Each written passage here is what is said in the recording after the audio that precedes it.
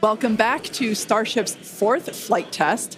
It has been an exciting day so far. We had an on-time liftoff of 7:50 a.m. Central Time, followed by successful hot staging, stage separation, jettisoning of the hot stage structure, an epic super heavy booster landing, water landing in the Gulf of Mexico, the first successful return of the super heavy booster. So that was incredible to see.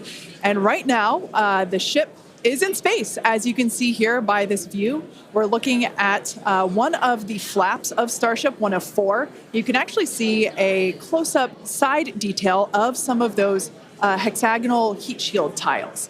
Now, coming up around T plus 49 minutes, the ship will re-enter the Earth's atmosphere.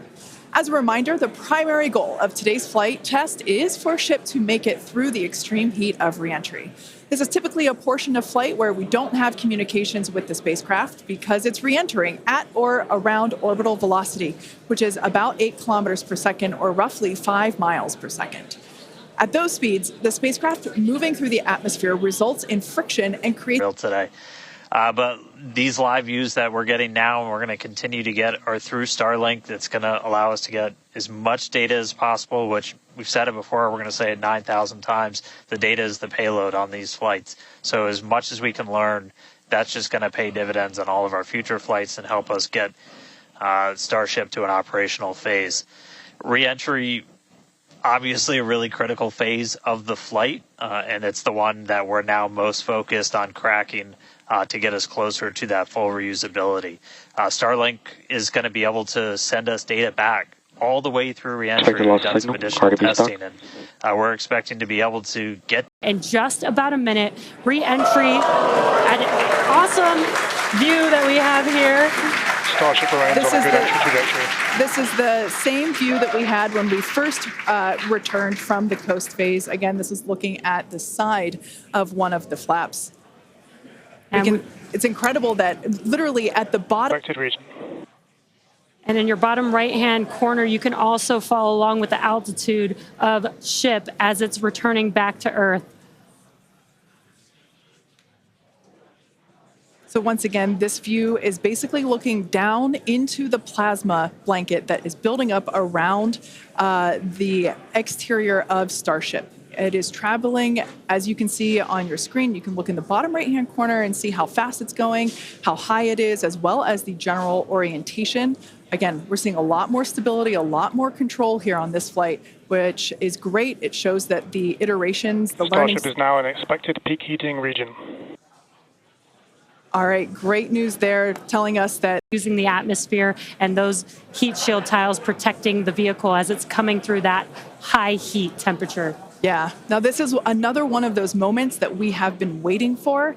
Right now, the ship is currently re-entering the Earth's atmosphere, and by all looks and all call-outs that we're hearing on... Ship on Flight 3 was at 65, so we should be making it past that point shortly.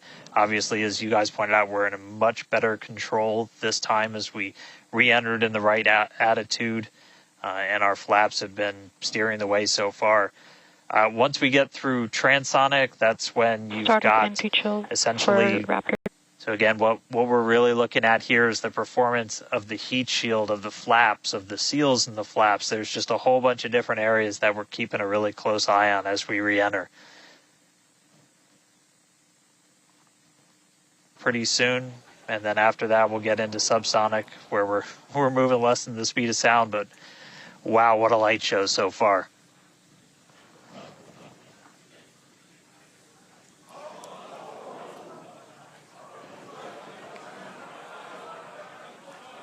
External temperatures are starting to come down. Again,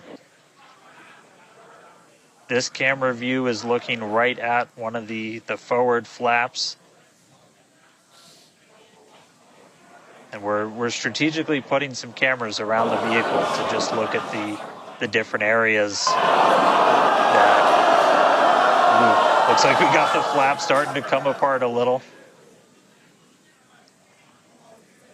Yeah, it does appear that we have a little bit of burn through there. We can see pieces of the vehicle flying off. What a show it has been. It's been like watching Interstellar or something. This is wild to see this, but the ship is still coming down, which is incredible to see. How far can it go? That is the question. Keep your eye on the altitude in the bottom right-hand corner. We're at 54 kilometers right now. Now, ultimately, the data is the payload today. We've been saying it multiple times. Our teams are sitting, reviewing this data live, learning where the hot spots are. As you can see, there's an obvious hot spot there with the flap, and learning how we can improve this design. The goal was to get as far through this high heat re-entry as possible. Ideally, we'd love to make it all the way down and perform that landing burn and flip maneuver, but we may not get that far today. We will see. Again, this is a test, and we are gathering as much data as possible, visual data as well, which we can see here. We are getting a lot of debris covering the camera on your screen, but we can still see some of those sparks and flames from that high heat as ship is making its way back down to Earth. Ship now at 50 kilometers and closing. The good news is we still got, looks like that camera lens just cracked. It's safe to say ship's getting a little beat up, but that's to be expected on a test flight. We are still learning how to improve the ship for total survival and recovery of the high heat reentry. I'm honestly impressed that we're still getting this live view despite how much debris is coming off of this flap right now. The fact that we've got it is good news. And I may have jinxed it. I apologize. Look at that. It's back. We are still going. And the teams here at SpaceX are excited, as you can tell by the cheering behind us. There's still a sizable crowd here at Mission Control Center Hawthorne. A splashdown is expected in just about 4 minutes from now. And we're still moving. We still have live views. Starlink is doing an incredible job. Maximum entry dynamic pressure. External temperatures are dropping. Okay, good news. Those external pressures are dropping. The question is, how much of the ship is left? We can't really tell. We can still see some of that particulate coming off. And unfortunately, we do have a cracked camera lens. But for any photographers out there and videographers, we know that's part of the gig sometimes. Yeah, and you can see that the speed is rapidly slowing down. That's actually really great news for us. We want the vehicle to be slowing down before it splashes down into the ocean. That'll help set us up for that flip maneuver, engines first down into the water. Exactly. So we have seen this flip maneuver demonstrated on previous high altitude flight tests like serial number 8. Oh, more views. Or excuse, I should say, more light coming through the view that we have through that cracked and dirtied lens there. But yeah, so we're hoping that this flip maneuver.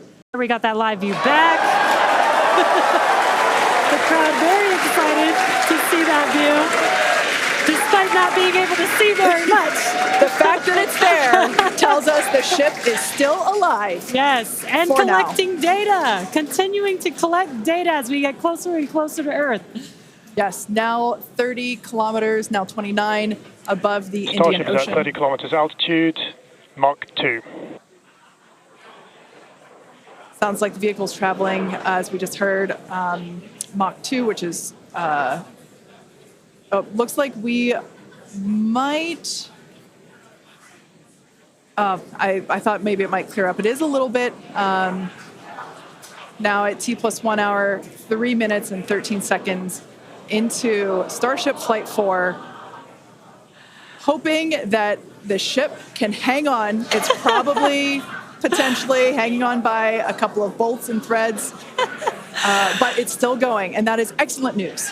That deceleration is looking incredible. We're about to go under 1,000 kilometers per hour. Yeah. Starship is at 20 kilometers altitude. Now, keep in mind that even though we can't see anything, the data itself is what we really are. Starship is subsonic. Subsonic, they're telling us it's traveling below the speed of sound.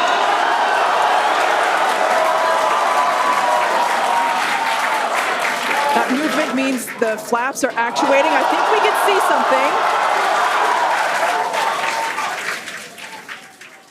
something. This is a nail biter. But we are, unfortunately, we can't see through the lens, but we're still getting the feed.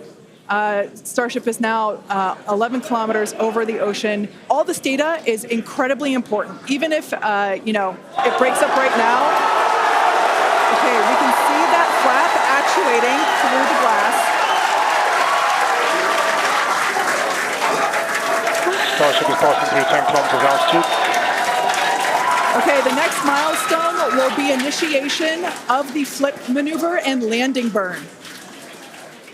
Keep an eye on the bottom right corner of your screen for those 3 center engines to relight. They will gimbal or angle so that the ship flips itself back up vertical and hopefully lands in a vertical position.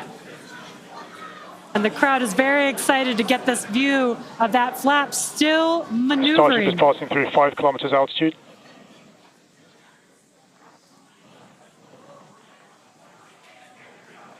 This is incredible. We're getting very close to splashdown. These fireflies are such a good sign of life right now. We wish we could see more, but we'll take it. Starship is at 2 kilometers altitude, terminal velocity.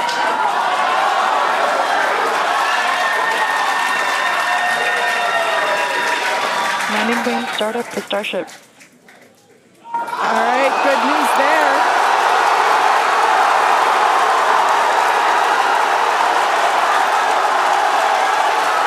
Nominal chamber pressure. Landing board startup.